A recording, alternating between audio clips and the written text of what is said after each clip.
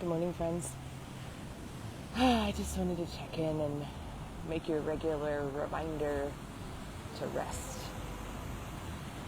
So many conversations I've had this week, and even sensations over the last couple weeks I've felt within myself. The unavoidable for all of us at some point, exhaustion that seeps in. I think particularly with how much stimulus there is in our world these days, it is pretty normal, pretty natural to get tired, and especially those of you who are feeling a sense of resistance to the current state of the world, who are advocating and activating to try to make the world a different and better place. You're probably pretty tired. I just want to remind you that it's okay to rest. My hope and my prayer is that you have some kind of conception of a higher power, of a greater good, of a power greater than yourself, whether you think of that as God or, whether you're in a place in your journey where you think of it as nature, the universe, or whatever you think of it. I don't think God really cares too much what we call her or how we conceive of her.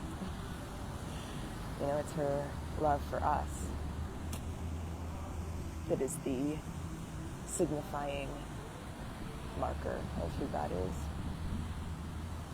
And the story of my tradition, the Christian tradition of Jesus, who was an activist, who was murdered by the state for the ways in which he pushed back against authority and the ways in which he circumvented the systems that existed in his time and made ways of love and peace in a world that said that was not the way. And all along his journey, over and over and over, Scripture records Jesus going away to rest. I've talked about it before, but there's just one particular story that drifts up for me again and again. And it's Jesus is out in a boat with his disciples, and the storm is raging, and the disciples are panicking, and they're looking for Jesus, and he's asleep. He's asleep. He's asleep in the boat. Somehow he knows what they cannot fathom.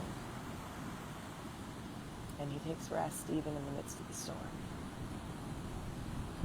I read a little quote or slogan recently that's just been sticking to me strongly, and it is, God is not limited by my lack of imagination. If it's hard for you to imagine a way to rest right now, God is not limited by that. Rest anyway. It's hard to imagine the way that whatever's happening in your life might turn out positively. It's okay. God is not limited by your lack of imagination. It's hard to imagine how your state, your country, your world will come out of the various violence and corruptions and frustrations that you're seeing.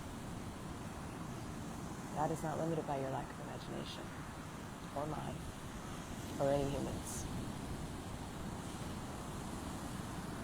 Keep going, but rest along the way.